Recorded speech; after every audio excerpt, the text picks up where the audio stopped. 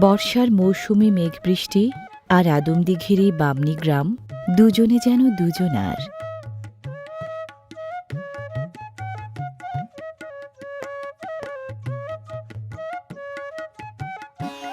আকাশ ছেয়ে ফেলা মেঘেরা এই গ্রামে বৃষ্টি হয়ে ঝরে যখন তখন।